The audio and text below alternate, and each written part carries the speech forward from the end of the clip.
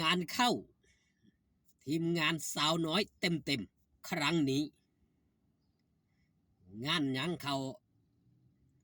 ก่อนอื่นขอกล่าวคำว่าสวัสดีครับผม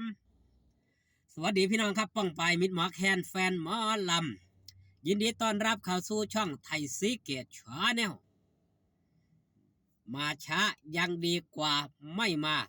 ตามสโลแกนของช่องครับไทยซีเกตชาแนลเป็นจังไดแน่นอนพี่น้องมิดหมอแคนแฟนหมอลำค่ำคืนที่ผ่านมาผู้ใดได้ไปเบิงไปแย่งทีมงานสาวน้อยเพชรบ้านแพงบ่ว่าจะเป็นวงใหญ่อยู่ที่บ้านพระซองอำเภอนาแกจังหวัดนครพนมแล้วก็วงสองนั่นก็คือสาวหน่อยลำเพลินโชว์อยู่ทางกำอำเภอลำปลายมาศจังหวัดบุรีรัมย์และน้องใหม่ล่าสุดได้ไปเล่นอยู่ทางจังหวัดชัยภูมิพี่น้องมิดบอแคนแฟนบอลมีความรู้สึกจังไรครับกับทีมงานคุณภาพอย่างสาวน้อยเพชรบ้านแพงสาวน้อยลำเพลินโชว์ว่าง่ายๆครับอยู่ในทีมงานสาวน้อยนั่นเอง DNA เดียวกันผู้บริหารเดียวกันทั้งนี้ครับงานเข่าอีกแล้วครับพี่น้องมือนี่พี่น้องมิดหมอแคนแฟนหมอลำถ้าได้เบิ่งคิวการคิวงานสาวหน่อยเพชรบันแพงคิวการคิวงานสาวหน่อยลำเพื่อนโชว์พร้อมทั้งรถแห่พรีเมียมน้องใหม่ล่าสุดงานเข่าคือกันครับมือนี่ครับ3 หม่อง 3 บ่อนอยู่ใกล้หม่องใดไปให้กำลังใจหม่องหันครับได้รับการเปิดเผยจากบอสโจยมนินทร์ได้โพสต์ออกมาตั้งช่องส่วนตัวหนุ่มโจยมนินทร์นามวงศาสาวน้อยเพชรบ้านแพงแล้วได้โพสต์ออกมาแบบนี้ครับค่ำคืนนี้21 กุมภาพันธ์ 69แบรนด์สาวน้อยทั้ง3หน่วย4สถานที่สาวน้อยเพชรบ้านแพงแสดงที่บ้านโนนม่วงตำบลห้วยหินลาดอำเภอสุวรรณภูมิจังหวัด101สาวน้อยลำเพลินโชว์แสดงที่วัดป่าทุ่งกุลาบ้านโพนตูมตำบลทุ่งทองอำเภอเกษตรวิสัยจังหวัด101และรถแห่สาวน้อยเพชรบ้านแพงน้องพรีเมียมรอบบ่าย 14:00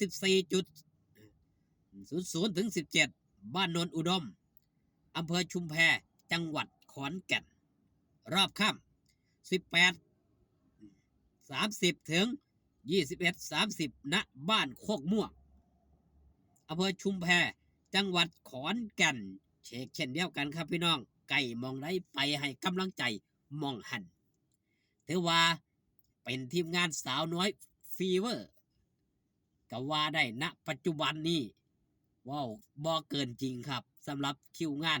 ในแบรนด์สาวน้อยเพชรบ้านแพงรถแห่ฟาดกับไป26งานบ่ธรรมดาได้ครับเดือนกุมภามี28รถแห่ฟาดไป26บ่ธรรมดาครับพี่น้องมิดหมอแคนแฟนหมอลำนะ26มือใน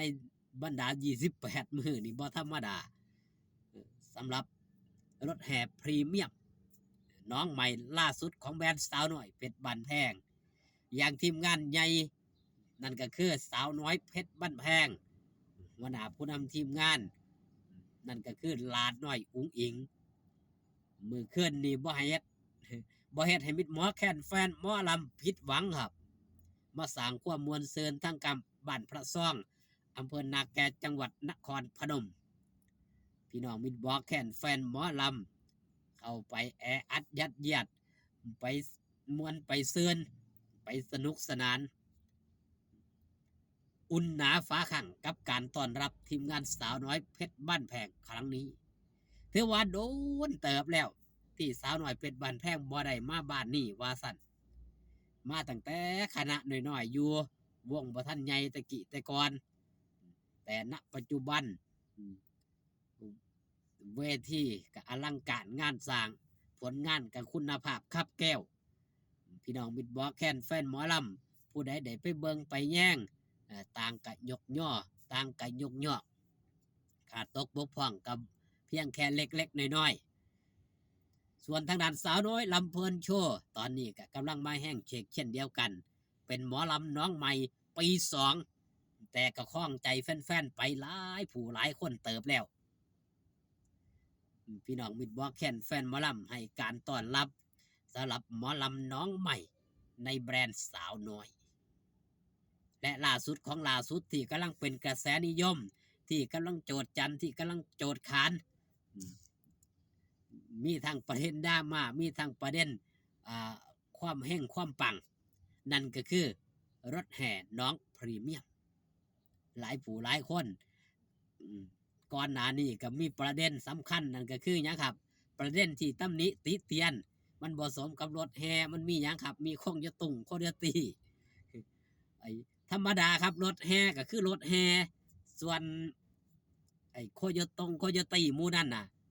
เจ้าภาพเจ้าการเจ้างานต้องการแบบนั้นบอสโจกระจัดให้ตามใจเจ้าภาพบ่ได้คัดบ่ได้คืนเจ้าภาพ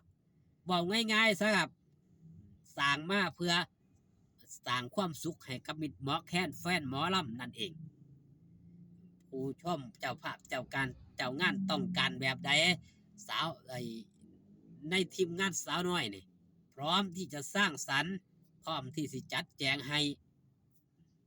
บ่ว่าจะเป็นวงใหญ่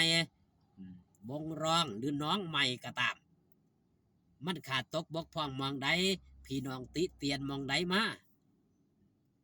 ทางด้านหัวหน้าผู้นำทีมงานผู้นำสมองเพชรอย่างบอสโจยมนินนี่บ่เฮ็ดให้แฟนคลับ FC ผิดหวังพร้อมที่จะปรับปรุงพร้อมที่จะแก้ไขเฮ็ดให้มันดีขึ้นมันยังครับต้องฟังเสียงจากแฟนคลับ FC เพราะแฟนคลับ FC ส่วนหนึ่งเพิ่นเป็นผู้เบิ่งเพิ่นเป็นผู้แย่งเพิ่นเบิ่งหลากหลายคณะหมอลำนี่เพิ่นบ่ได้เจาะจงเบิ่งคณะหนึ่งคณะเดียวแม่นบ่ครับเพิ่นเบิ่งหลากหลายคณะเพิ่นก็เอามาเทียบกันทางด้านระบบเสียงก็ดีทางด้านการโชว์ก็ดีโดยเฉพาะระบบแสงสีเสียงนี่มีคนวิพากษ์วิจารณ์ไอ้เว้าต่อๆกันมาแม่นบ่ครับหลากหลายคณะมันก็มีความแตกต่างกันไปอย่างสาวหน่อยเพชรบ้านแพนนี่ก็ขาดตกบกพร่องไปหลายเติบในช่วงหนึ่งในทางด้านระบบเสียงสาวหน่อยลำเพลินโชคมาแห้งแซงทางโค้งบ้านนี่เขาก็ไปโจทย์จันอู้เครื่องเสียงสาวหน่อยลำเพลินโชคขึ้นบลึมตึมตำที่แท้ทั้งที่ชุดเดียวกันสาวหน่อยเพชรบ้านแพงจะได้ปรับปรุงมาใหม่เอาสำหรับคลิปนี้ฝากตอนเอาไว้แต่เพียงซ้ำนี้ครับขอบคุณที่มาเบิ่งมาแย่งพอกันคลิปหน้าสบายดีครับผม